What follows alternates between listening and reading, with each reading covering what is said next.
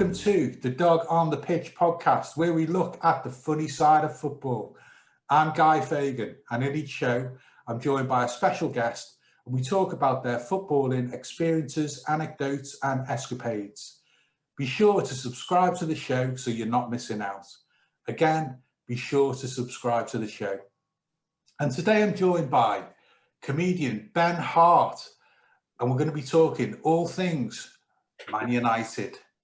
Welcome to the show, Ben. How are you doing, mate? I'm good, mate. Yeah, thanks for having me on.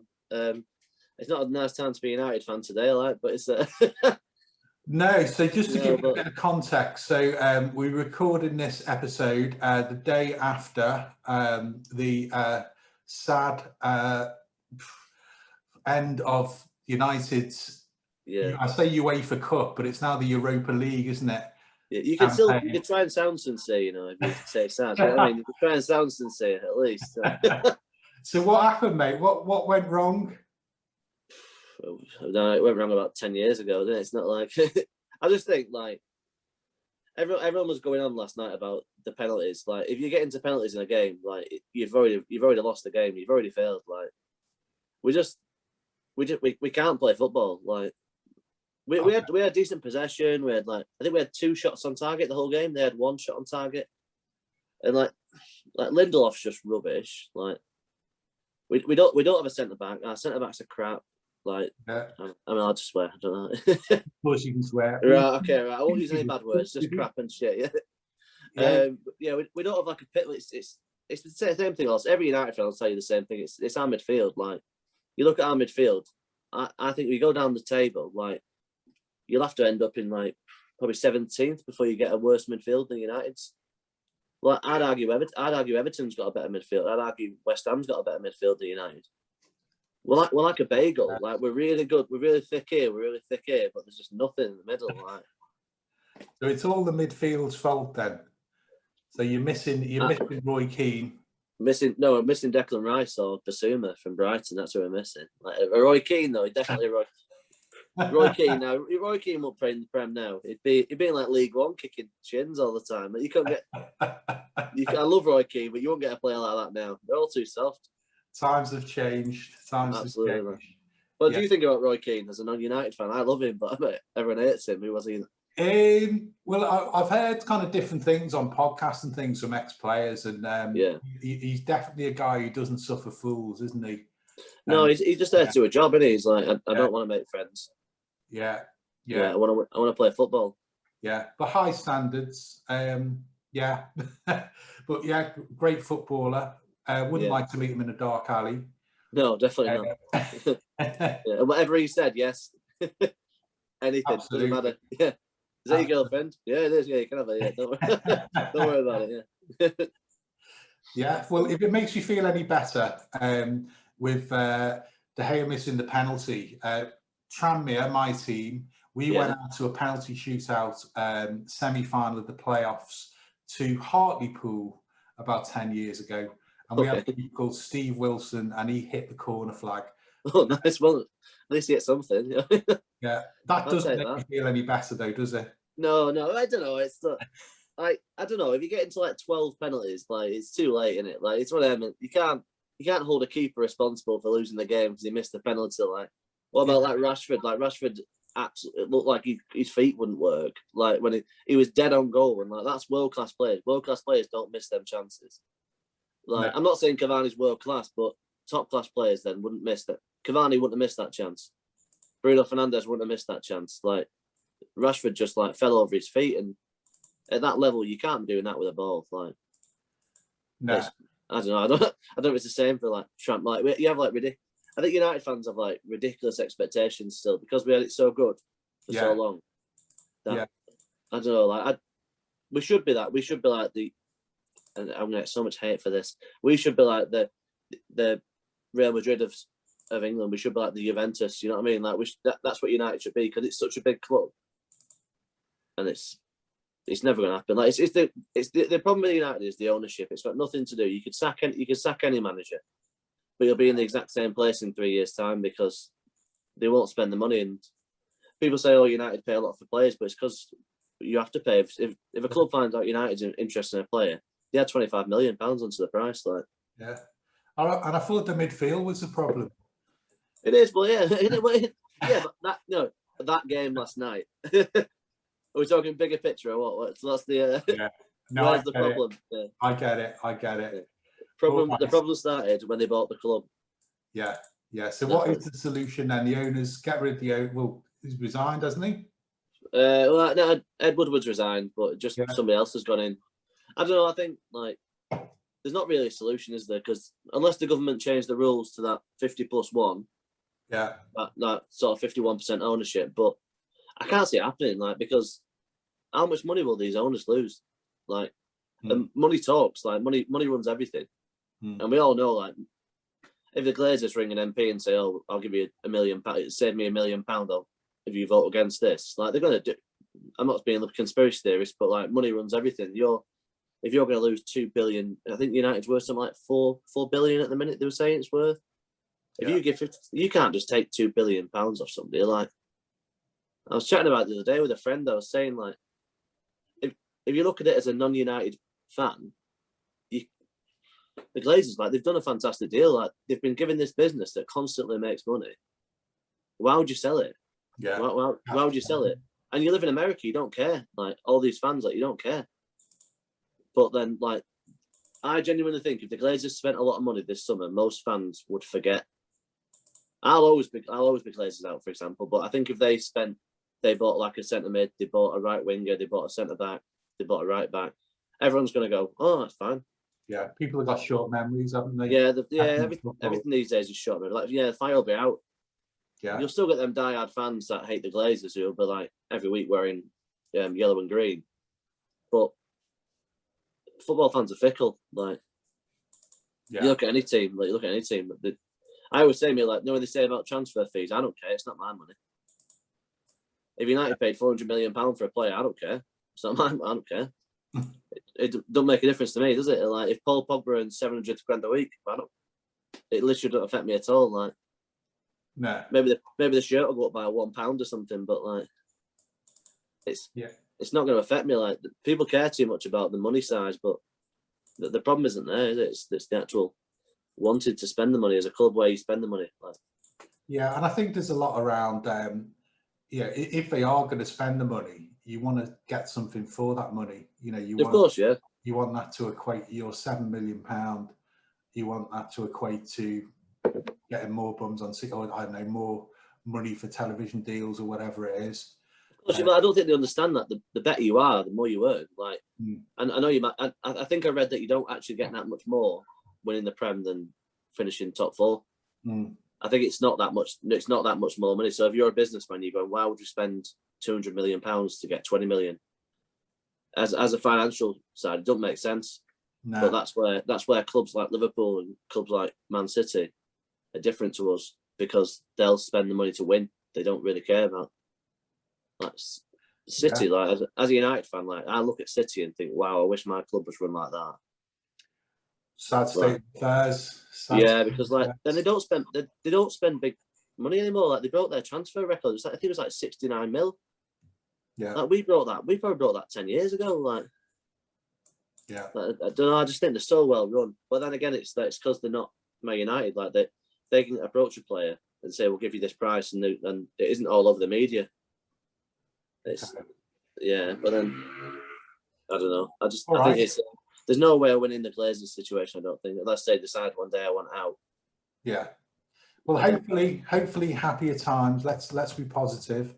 Oh yeah, definitely. England are going to win the Euros, so it's going to be well good. Hey.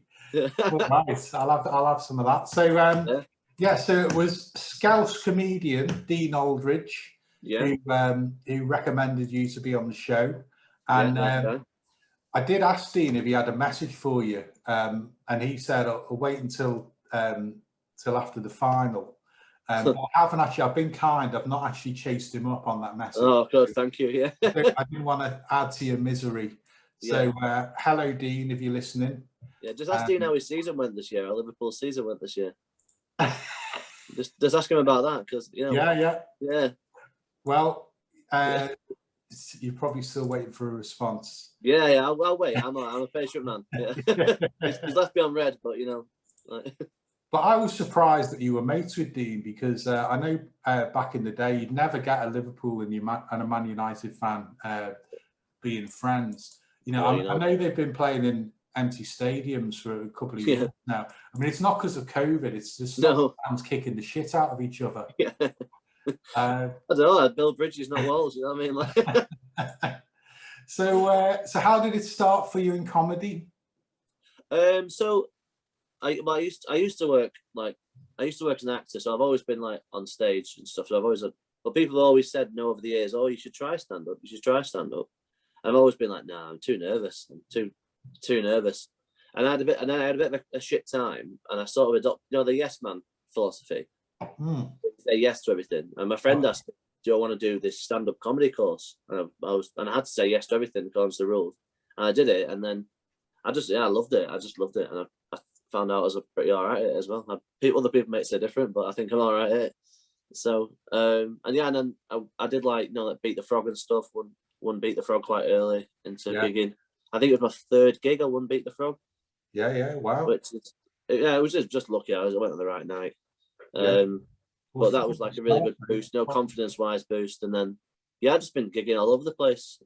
Last place I gigged before lockdown was Amsterdam. I was gigging in Amsterdam. Okay, I take it that was an English speaking crowd. It was, yes, but so it was interesting. It was the first time I gigged abroad. I was actually quite nervous about if the sort of my stand-up style would sort of work over there. Anything medicinal before you went on? No, I'm not going to say that on camera. So yeah, yeah, these things are recorded. I learned the hard way that way. So no, it was good. Like the thing was you had to wait for them to translate, and then you got the laugh. That was a weird thing. So okay, a couple of jokes in, you'd be like, oh, they're not laughing, but then you think, actually, if I wait a second, they are laughing. Yeah. And I did make an Anne Frank joke, and I realised after the club was 30 yards from Anne Frank's house. Oh dear. So right, it's a bit insensitive, but it got a laugh. So laughs a laugh. There you go. If you can make an Anne Frank joke in Amsterdam, then you're made on. I say local humour. Yeah, get down with the locals. Yeah. But no, it's fun. It was really fun actually, and it was. But yeah, I really liked it. It sort of made me think, I can gig abroad now, because I feel comfortable doing that. It's like a big step for me. I was really nervous, to be honest, because I feel quite comfortable gigging in the UK now. Like, wow. Not like that, but like it was a big step. Like a non-English speaking audience is obviously quite. Yeah. So maybe Villarreal will be your next spot. No, the only joke in that game last night was Man United. So yeah. Fair play to them. They won the game. You can't like the Spanish Burnley beat us. So that's it. But they still beat us. So can't argue with that. But no, that's what I got started. And then just from there, just gigging all around, doing different competitions and stuff like that. Meeting loads of people. I think comedy's like a really small circuit as well. Everyone seems to know everybody. And it's nice to meet so many people. And there's not that many. I've never met really anybody I didn't like. I liked everybody. Everyone's been really nice to me. I've always had everyone be really pleasant, and not really had that many bad gigs. I've been very lucky. I'd say this now. Probably my next gig, I'm gonna get stabbed in the eye or something. But but no, it's been amazing. I love it. I'm very lucky. I always say to people at work that I'm very lucky to get to stand up, because it's a black. And you've done things like Beat the Frog, you said. You've done gong shows. Yeah, I did a few gong shows. There's a few that I haven't done. I'll tell you, I don't say about my worst gig ever, actually. So it was a gig I'm not going to say the name of the gig, actually. It was in the Northeast. It's quite a big gong show.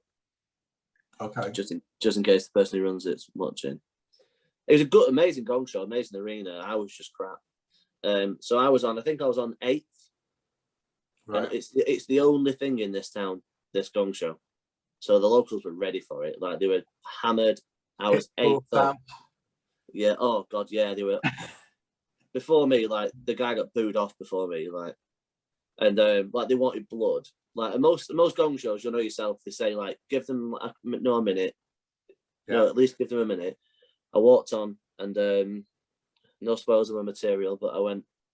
So I went on, and they all went.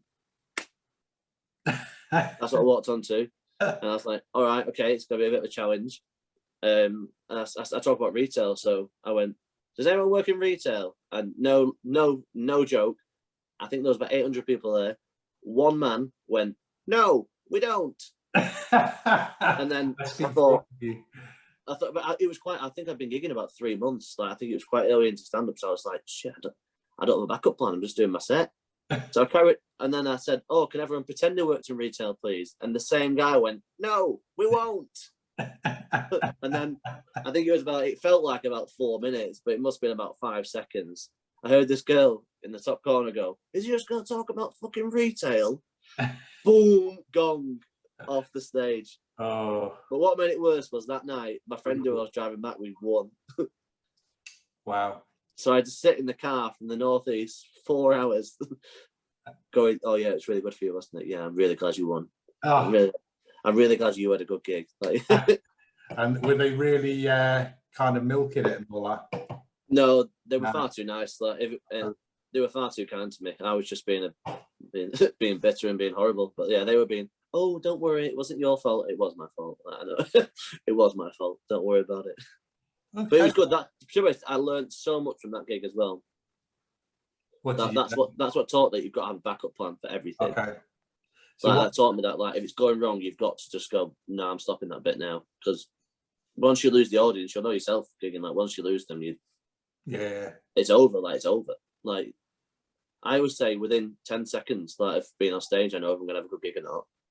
Yeah. Because I always said the audience is it's like a job interview. That in a job interview, they want you to be good because they want you to get the job and be really good.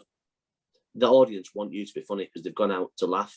So if you have, like, I always try and start with a few jokes. Yeah. I know it's like for a stand-up, 2 jokes, but to relax the audience, because once they go, haha, yeah, oh, he's funny, then they relax and then they give you time to do the longer out stuff. Yeah, that's what I found anyway. Bring up the big guns first of all. Yeah, like not. I just do some stupid jokes to start off with, just give them a bit of a giggle. Yeah, and then they relax then, and then that seems to work. I'd like to say I'll probably do my next gig and I'll get a bottle thrown at my head, but it seems to be doing all right so far. Yeah, all right. Yeah. So what are your influences in comedy? Who you kind of look up to? Absolutely, like as a kid, Peter Kay. Okay. I love Peter Kay. Peter Kay is like my hero. Like he used to live on my nana's street as well, so I used to see him as a kid quite a lot. All right. But I love him. Like Phoenix Nights is my favourite ever TV show. Max and Paddy was really funny as well. Yeah. Everything. I love Peter Kay. Like he's like my absolute idol. So have you ever met him? Well, I met him like briefly.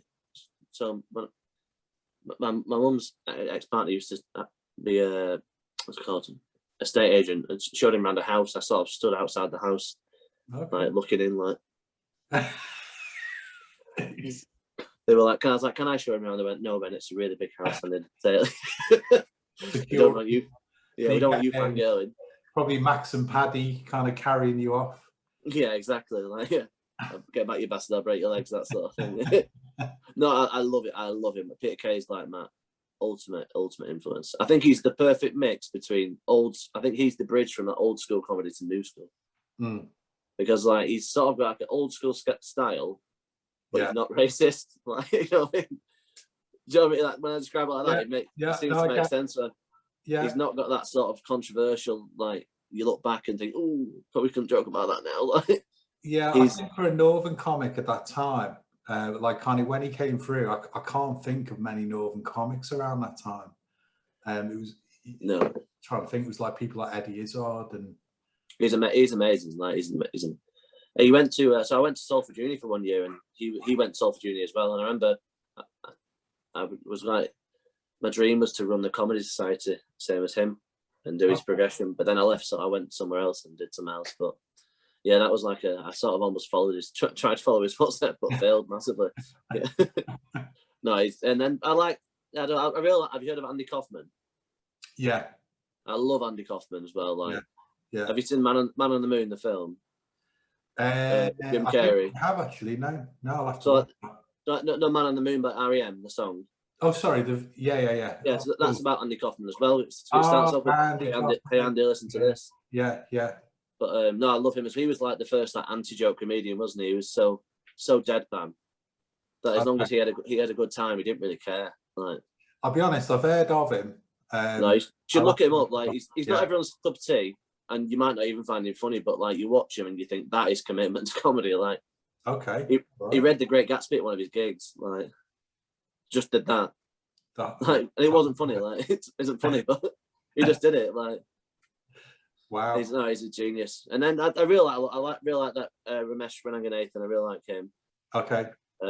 Yeah. I don't really like that. I don't really like that many comedians on TV. I like a lot of comedians from the circuit. Yeah. But yeah, I think. No, I love. Yeah, I like. To be honest, I've never really watched a comedian I didn't laugh at. To be honest, I sort of laugh at everybody. I'm a perfect audience member, to be honest. Yeah. So if you want to come to one of you, let me know. I'll be the perfect laugher for you. You want to be a bringer in London? Yeah, definitely. There you go. Give me a shout. I've got a gig there. I think I'm doing Fulham Comedy Club. Oh yeah, I know it. Yeah. I think that's the only one. Well, when I say the only one, that's one of the only ones that's kind of opened up again. Yeah, there's Fulham. Right now. There's another one that I can't think of what it's called. I did quite a few gigs in London actually. One was upstairs. One was in like a proper comedy venue. But I don't know what Fulham's like. I've never done Fulham Comedy Club. So yeah, I know quite a few comics that I know have done that the last couple of weeks. Yeah, it seems amazing. Like the crowd seem cool, and I watched a few videos and everything. But so I'm going to travel down. I think I'm going to stay over that night. Oh, cool. Well, give us a shout. Yeah, come along if you want. I've got to bring a bringer, so come along for me. Great. Try and get on the same night. All right. Yeah. Let me know all the details. So that's in fact for this for the show. When is it you're on Fulham? You know, off the top of your head.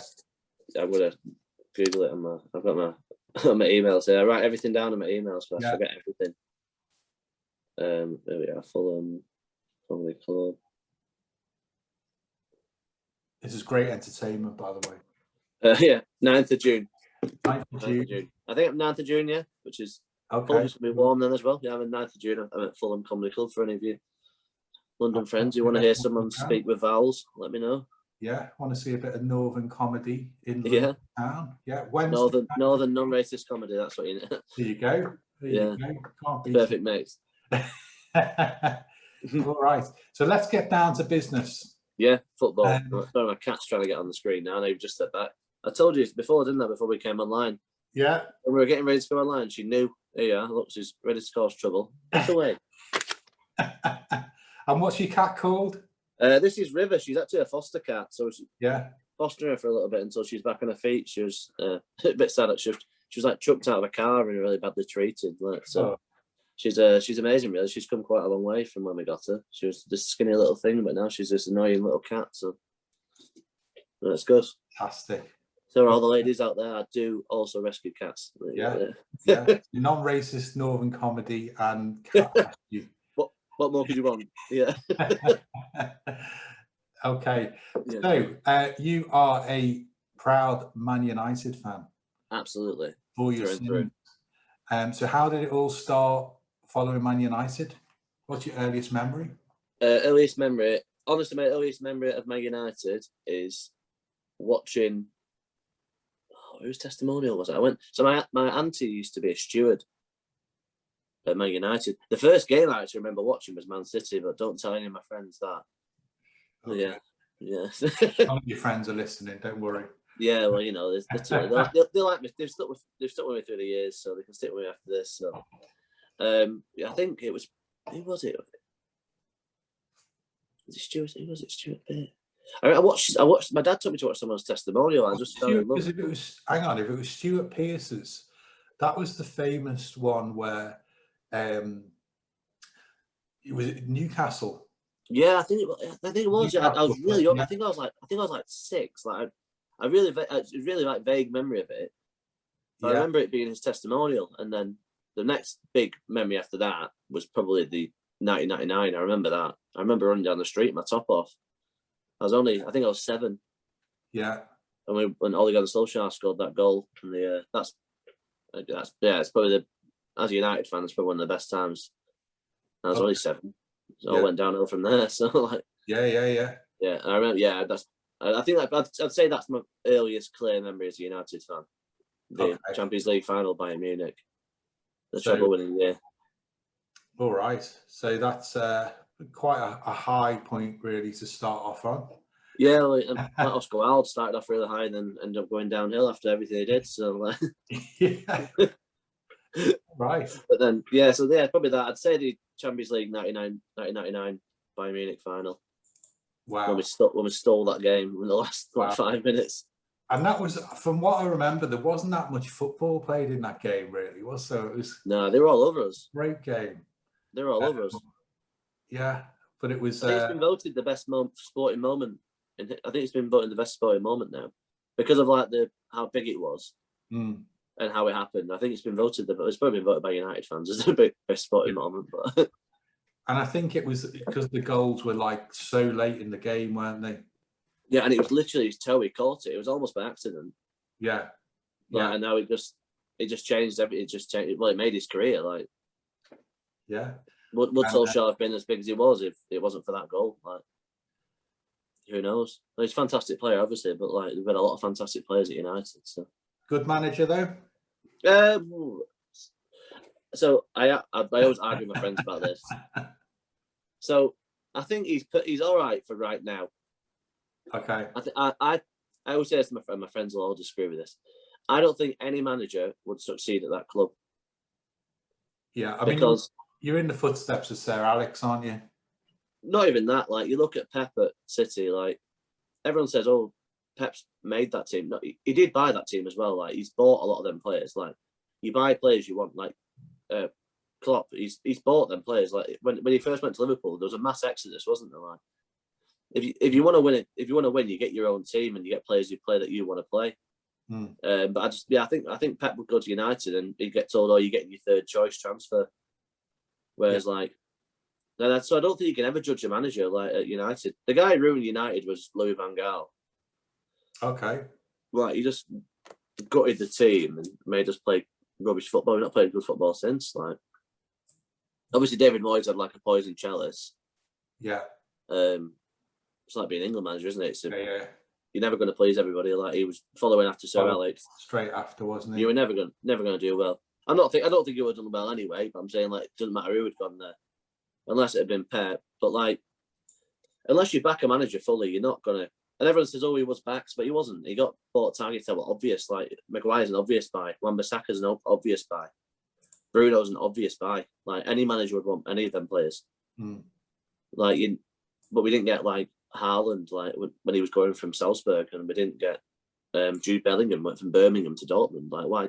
He probably looked around Carrington. Like how can you miss out on a young English player as Man United to a German club? I know they offered him first team football, but why can't we offer first team? If he's that good, why can't we offer first team football? Yeah. I think Ollie's the right man for right now, and I don't see another manager that will come in and change the world. No, like, I don't think Poch is that. Like, I think Poch would be a bit better maybe, but I don't think he's nowhere title. No, I don't really want Conte either. Like, there's not a manager out there that I think maybe the guy who's just taken the Bayern job. What's he called? Nagelsmann. Okay. Maybe him, but then he's got to get backed as well. Like, United needs to be the next manager. United needs to be begging them to come rather than them saying, "I want this job." Because then they'll say, "We'll give you all this money to spend." Eddie Howe? Don't be so silly. My football manager stats are better than his, so like, you get me, I'd cost less. All I'd say about Solskjaer is, whenever I hear stories about him, he's supposed to be a really like smashing fella. Yeah. You know, like Sir Alex, he'd like kind of know all the kind of like the families of the players and all that. Yeah. You know, he kind of does all that. He's supposed to be really good at that side and like man management almost. Yeah. Which is good. The team plays better. Like everyone says, we've not improved, but we're a better team than we were 3 years ago. Yeah.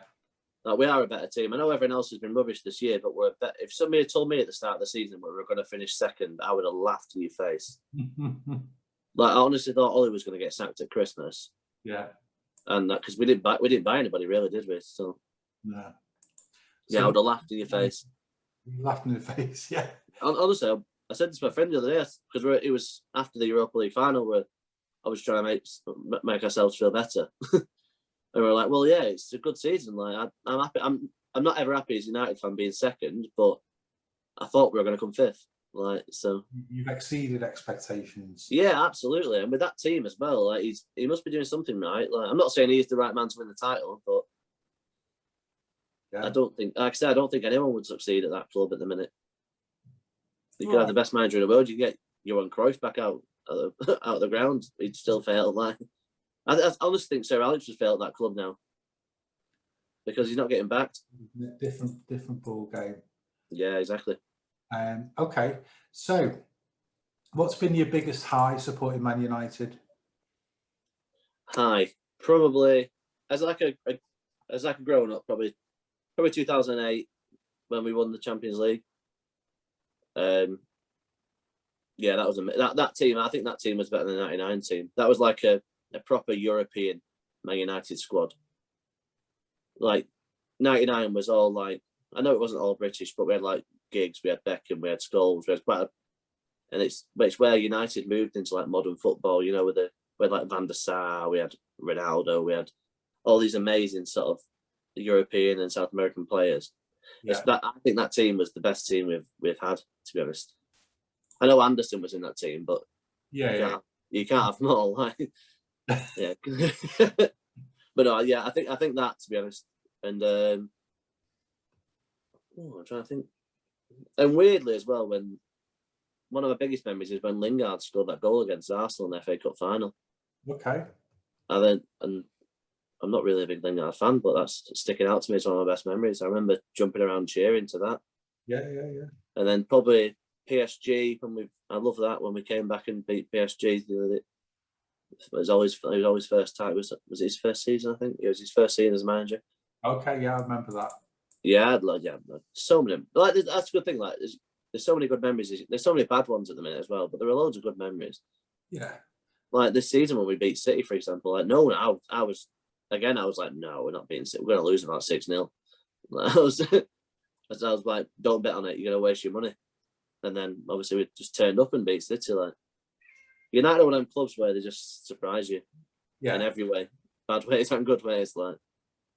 Yeah, so anything can happen, can't it? So so hopefully there's a few more highs coming your way. Yeah, well, yeah, hopefully, yeah. Yeah. I know that sounds very optimistic, but yeah, I'm hoping still. Yeah.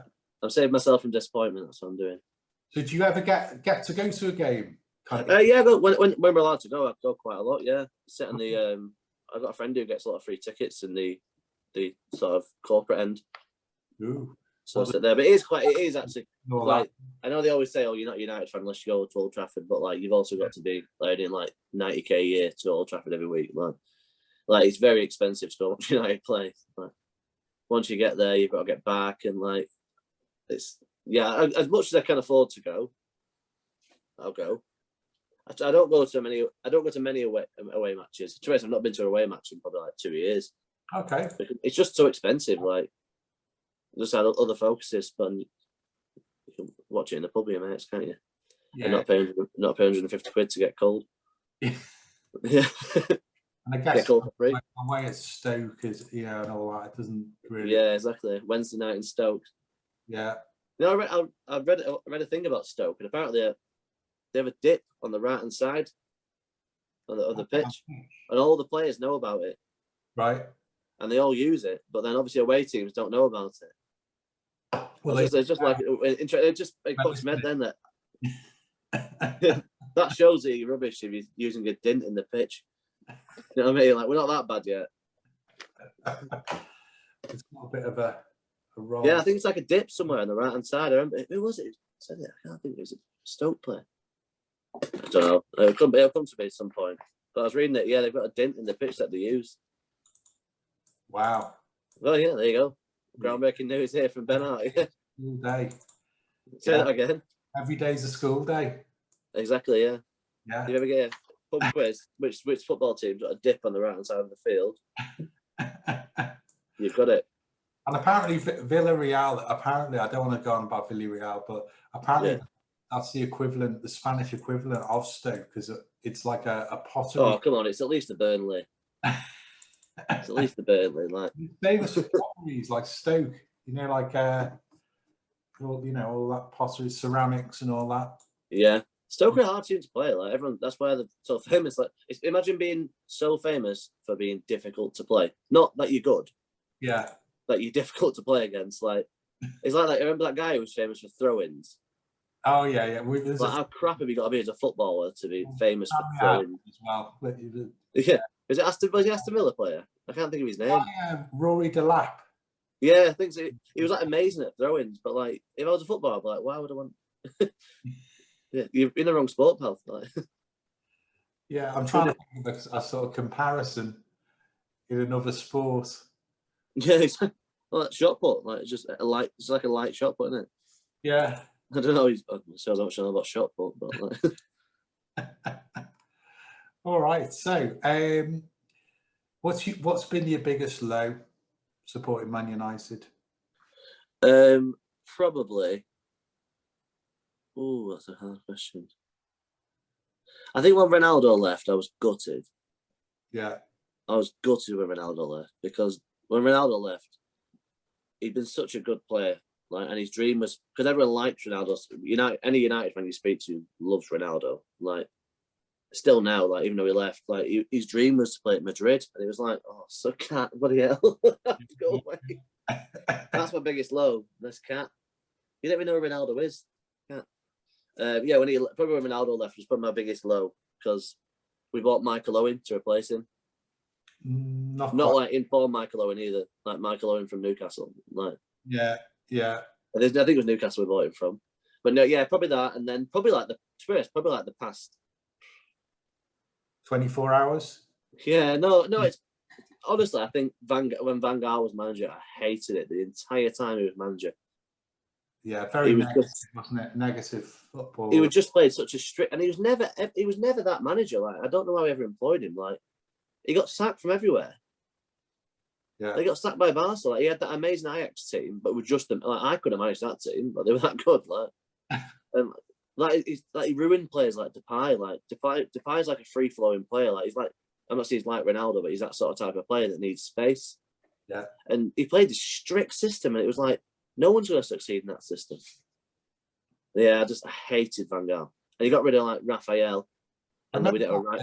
It was an FA Cup final under Van Gaal. We won. Yeah, that's the Lingard. That's funny enough. That's the Lingard goal, isn't it? It was wasn't it? It was. Yeah. It was awful. We won it off like a Lingard. Well, you just call him Lingardinho, didn't we, back then? Yeah. Because he's still the young talent, although he's like 27. Yeah. That was the end, wasn't it? Yeah, but we won it in the end, but then he got sacked the day after. He got sacked after the match, didn't he? Because Mourinho was the manager. Like, even I didn't like Mourinho was negative. He was never a United manager, but again, he didn't get backed. But yeah, when Van Gaal was manager, I hated it. Okay. Because at least with Mourinho, like, you would attack occasionally. Like Van Gaal, I remember him. We were losing, and he subbed off. Like, I think he subbed off Daley Blind and brought on Phil Jones. You're like, what's that going to do? Like, Phil Jones can have a worldie and just score from out. That sort of thing. And again, he wasn't for me. No. He bought Schweinsteiger. Did he buy Schweinsteiger? He was like 50 when we bought him, and everyone was surprised that he was unfit. Like, wow. We've had some crap buys as well. No. So Solskjaer's not that bad, then, eh? No, overall, like, no, yeah, absolutely. It's weird. He's been probably my favourite post-Fergie manager. Wow, there you go. But to be fair, the choices are David Moyes, Louis van Gaal, and Jose Mourinho. Yeah. So like, it's like Boris or Corbyn, really, isn't it? Exactly. Yeah. Which one do you choose? And a lot of people chose one way, didn't they? So I just write my own name at the bottom of the list to get one vote. That's true. That is true. Did you read about Mo Salah coming third in the Egyptian elections? No, I didn't. Is there a punchline coming? No, it's just a true story. There was a big protest in Egypt, and everyone wrote Mo Salah, and he came third in the elections. So you can write it. Yeah, well, if you write, I don't know. I don't know. I'm not going to start quoting the Egyptian political system, but like, apparently, it might be. Might have been a crap article, but I read that he came third in the Egyptian elections. Imagine he'd won. What would he have done? What would he have done? Like, sorry, Klopp, I've got to go and lead Egypt. Like, wow. No, yeah, it's just an interesting fact, yeah. Wow. But I don't know how we got onto that, actually, from my lowest. I think I was trying to avoid, it was like therapy, I was trying to avoid talking about my worst Man United moments, just sidetracking to something else. Avoid that one. Yeah. Oh, wow. I'm trying to think of an English equivalent that you might get somebody voting for. So it's like everyone voted for Harry Kane. Yeah. It's like everyone writing Harry Kane down. But actually, no, I'll tell you what, my lowest was when, I didn't remember, when Fergie left, I was gutted. Because it was always going to happen, like...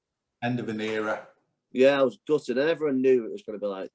Everyone knew the club were going to manage it badly as well. Like, they could have spent loads of money, they could have got, like, a top class... They could have got someone like Pep, for example, but they got David Moyes. I have no idea. Still to this day, I have no idea why they got David Moyes.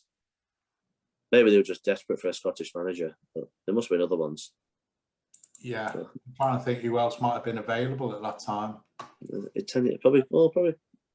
Even like Ancelotti back then. I know he's not doing it now, but 10 years ago, Ancelotti could have done a job at United. That's true. But he's probably too expensive for United, so. And they have to spend money, whereas David Moyes just bought Fellaini. So that's true. Let's not talk about that one. So, who is your funniest ever player? Probably Jemba. Okay. So good they named him twice. Yeah. He was. He came up with so much expectation. He was just such a shit player. There's been so many players like Makeda. First game, scored them amazing goals. It was just shit. I think he's playing like Serie B now somewhere. So, only because he was shit, or did he actually? It was just shit. Like, he was just so like. You just think, like, how are you a professional footballer? Yeah. Like you must watch football as yourself and think, I'm better than you. Yeah. Like you're just fitter than me. Yeah. Like I watch Fred every week and think, what do you do? Like running around the pitch. If you pay me 150 grand a week, I'll run around that pitch until I collapse. Like I don't care. Like I don't understand how these people make it to be top level footballers. Yeah, it must be a boys' club. They must know each other. They must know somebody. Like, there's got to be something, hasn't there? Yeah, probably Jemba or Makeda, probably funny just because they were crap. Okay. And when Phil Neville did stepovers, that was incredible as well. Okay. Google that one. If you're at a laugh, you watch Phil Neville do stepovers. Okay. Yeah, that was funny. He wasn't the most coordinated of chaps, was he? And that's why it's so funny. You just like, you think, wow, I didn't realise you could do that. Like, you've played at the club how many years and you've just pulled that out of the bag now. I mean, just thinking about Man United players, I mean, it's probably a little bit before your time, but for me, I mean, Cantona's Instagram. Oh, yeah, I love Cantona. I was at that match, actually. That's probably early. I was at that match when they kicked the cameraman. Oh, the cameraman. I was at that match. Yeah, I was at that match. What, the Palace one? When he got banned for like 12. Was it 12 get banned for? I was at that match. Yeah, I was at. Man. Yeah, I remember saying to my dad, like, "What's he just done that for?" Is that? So I didn't really understand football at the time. I thought it was like part of the game. Yeah. You have to boot a cameraman, at least one of them, the game. Yeah. Cantona is incredible player. Yeah. He was underrated, I think, Cantona. Just legendary. And after that you had like the Seagulls quote and all of that, didn't you? Yeah. Okay. So Jemba, your funniest ever player. Yeah. Who's your funniest current player? Because you got to laugh or cry, haven't you? A lot of them now, so probably Eric Bailly, I'd say. Like, I've never known a man like he must be made of glass. He's got to be made of glass. Like, I don't understand. Like, again, how can you be that injured all the time and still be playing professional football? Like, or just stop playing like that. Like, you see him sometimes do it, you're like, why are you doing that? You don't need to roll on your ankles there. Like, there's nowhere near you. Yeah. But he, like, just chucks himself on the ground and stuff like that. Yeah, probably that. And I'm not, to be honest, after last night, I'm not really seeing many funny sides to United after last night. But, like, after losing that final. But yeah, probably that. And then remember when Van Gaal threw himself on the floor? Okay. That's another funny moment as well. Yeah. So I was hoping that I'm not going to say drop dead, but I'm hoping that he'd had a serious condition, which meant he couldn't. Which meant he couldn't be my United manager anymore. So I wouldn't wish death on a person, just an illness that took them out of the job. It's been a bit debilitating for a while. Yeah, only temporary though, but just long enough for us to get a new manager. Okay. There you go. All right. So, what's the funniest chant you've heard at Man United? So it could be at Old Trafford, could be at an away game, could be the away fan, not necessarily the Man United fans, not necessarily the Stretford end. But we played Tottenham. I can't think where it was, and Tottenham have this chant: "We're shit." I'm thinking like self-deprecation. Like, I'm all over that, but like 10,000 people shouting "We're shit." I was thinking, well, imagine the players, like your own fans. Your own fans are saying "You're shit." Like, like you're already losing like 3-0, and then it's like going off at half time, and your manager going, "You're probably not going to win this game." Yeah, it's like even you don't believe in me. We'll talk about positive reinforcement. Yeah, he's like, "We're shit, we're shit." You're right. Yeah, let's all chant together. Probably don't do it in the London derby, North London derby. No, definitely not. Okay. I don't think I'm allowed around there with this accent around that sort of time. I think they won't let me in. No, I don't. I used to date a girl from Essex actually, and I remember I was living in Essex, not living in Essex, but going to see her quite a lot. And people would like, it was like I was from a different country. Like, I think I'm speaking the same language as you. Like, I'd be like, "Oh, can I have a pint, please?" And they'd be like, "What?" It's the same. Like, I know it's more like I use the vowels more, but like it's still the same word. Like, yeah, no, yeah, that's a bit I like. think worst shit. I think worst shit. Tottenham's worst shit chant. I imagine all the clubs do it as well, but I just remember Tottenham chanting it. And me thinking, that is a fantastic chant. Let's hope I never have to chant that at Man United. And the day has come, so. Okay, so that's one for Prenton Park Tranmere next season. Absolutely worst shit, and we know we are worst shit. Yeah, just worst shit. We get ahead of them then. It's like if you know you've got a problem. Say if you've got like, I don't know, I'm not going to choose a problem because I don't want to get in trouble. You've got a massive problem that you're really self-conscious about. It's like you mentioning it first. Then nobody can attack you for it then, can they? No. If you call yourself shit, no one call you shit. Preemptive strike. Exactly. That's what I think it is. I don't think that much thought went into it, but they could say that. There you go. There you go. Very clever. So who's the funniest manager? Ever. Honestly, Mick McCarthy. He's my favourite ever man in football. Okay, so that's it. I mean, of course, he's funny. He's funny. Yeah. Any sort of Man United managers? No. I not really know. Like, I loved anything Fergie said. I loved him. Like, I hate Van Gaal, everything about him. Like, I don't think I could even bring myself to. I remember when David Moyes were like losing, and there's a picture of David Moyes looking like, yeah, I don't have a clue what to do here. Yeah, I thought Mourinho was funny. Like, I didn't like him at the end. Yeah, I thought I loved Mourinho's sass. Like, how he just like ripped players. Like, after the match, yeah, he was shit. You don't do that, Mourinho. Like, yeah, I like Mourinho. I was just used to like attack reporters for no reason. Like, he's got such a bad temper.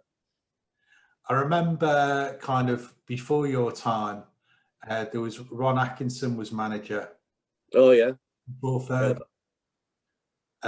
Man United, and I mean he was quite a jovial character, and you know, yeah, he was quite funny. He's quite. Yeah. So we don't have that many because we had Fergie for so long. It's not like we've had loads of managers, you know. If you're like a Liverpool fan or a City fan or and Tottenham, you've had quite a lot of managers over the past 3 decades. But we've not. We had one for 2 decades, and we've had like 4. Yeah, it feels like about 40 in the past 10 years. So. All right. I'd say 10 years as well. It's longer than that, isn't it? I think it's actually 11 years now, isn't it? So, yeah. 10 doesn't sound as bad as 11. So no. Let's round it down. Well, until you get to 5, you have to round up. So yeah. Splitting hairs. All right. So who's the funniest fan? What's he called? That guy. Give it gigs at the end of the season. Okay. Oh, what's his name? You've done your research, Ben, haven't you? I can tell. Yeah. I had it written down. I've got it written down here. He's quite famous now. He reviews the end of the season. No, have you not seen that? Have you not seen that? It's what's his name? Andy Tate. It's called Andy Tate. Andy Tate, yeah. It's a famous video of him going, give it gigs at the end of the season. And there was loads of like, cool. There was loads of memes of it after. I think it was like general election that year, and they were like, give it gigs at the end of the season, stuff like that. Yeah, I've heard that. He's actually on like YouTube channel now. I think I watch quite a lot of his stuff. He's really funny. Okay, Andy Tate. Yeah, I'll have to check that out. Andy Tate. Yeah, he's funny. And then there's obviously that guy. What was his name? I had it written down, but I've lost the notes. So. All right. Sorry. Yeah. We can. I remember. I was at a game. I'll say about a story. I was sat next to this guy. We weren't even playing Leeds, and he was chanting, "We all ate Leeds scum. We all ate Leeds scum." And then this guy, must have been. I was only about 6. He seemed like he was about 7'6" or something. Turned around and went, "I'm from Leeds." Just punched him square in the face. And I was like, "Fair enough. Yeah, you said it. You got to face the consequences." Yeah. There you go. Yeah. But then yeah, that's it. Really. Again, like when you're at the match, you don't really see that much stuff when you're there. It's all on the videos, isn't it, and stuff. And everyone acts like an idiot at the match. So yeah, everyone gets a bit too excited and goes ooh every 3 seconds. Yeah. Oh, you see that? Yeah, I did see it. We're all watching the same game. Yeah, it's all right. Yeah, it's the only thing to watch. When you go to the ground, is there a like particular part of the ground you normally sit in, or? Yeah, so it's It's opposite the Stretford end, so it's like the corporate end. Okay, well, there you go. I'm not. Stretford end's all right, but I sometimes like take like my little sister and stuff, and it's not really appropriate for her. So okay, sometimes I sit in a family stand, which is just off the Stretford end. Yeah, the atmosphere in Old Trafford. It's like no other stadium.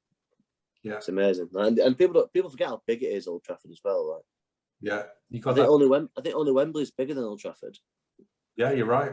It's amazing. Like it's an amazing ground, and even like grounds abroad. Like I went to the new camp, and it looks like a car park. Yeah. Have you been to the new camp? You've seen the new camp? I've been to the Burnabout. Yeah, well, the Burnabout looks all right, but and like even what's called the San Siro, it looks like a car park. Yeah.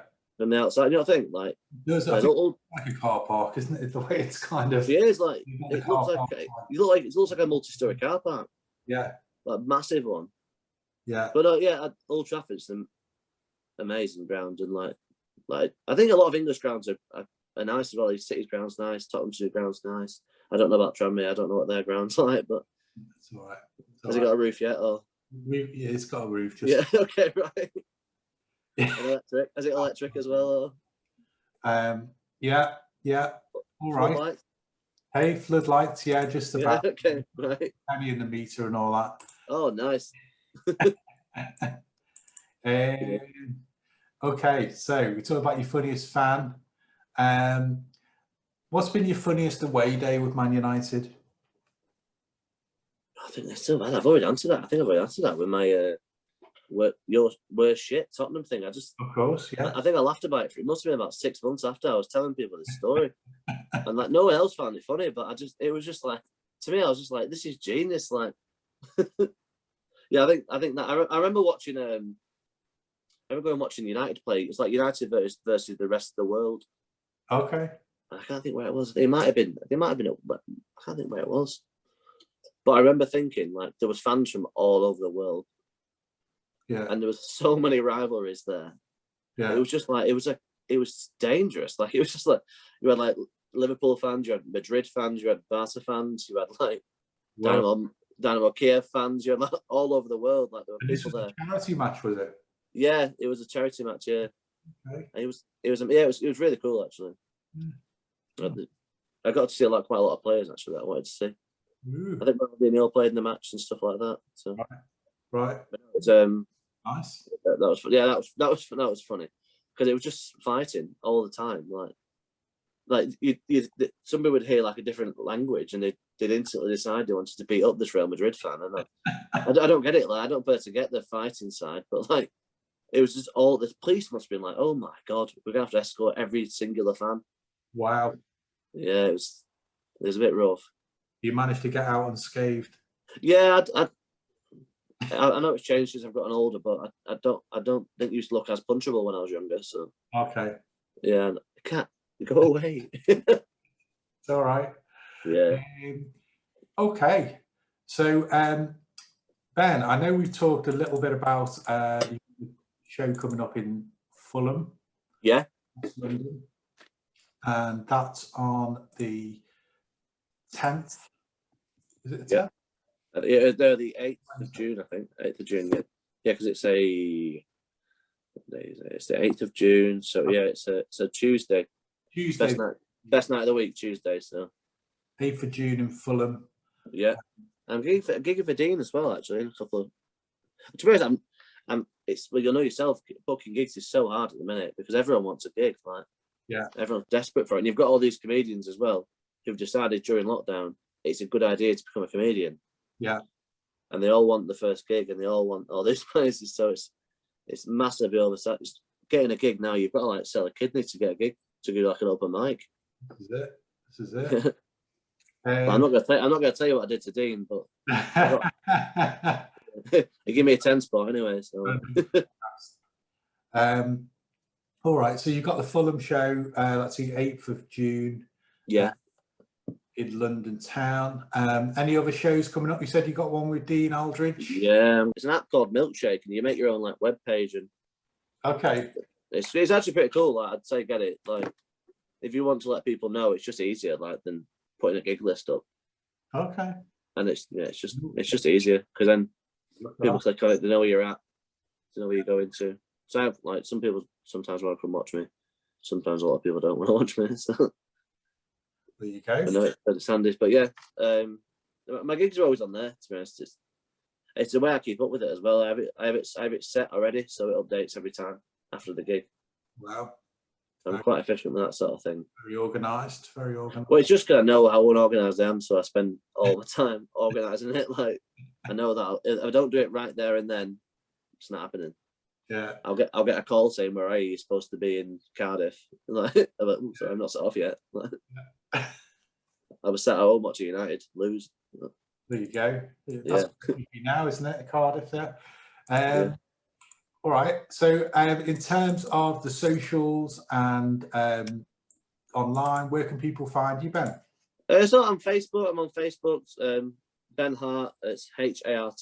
There's a magician on Britain's Got Talent who had the same name as me. He keeps stealing my traffic, actually. Oh. But it's just mostly Instagram, to be honest, mate. Like I put everything on Instagram. All my gigs are on Instagram.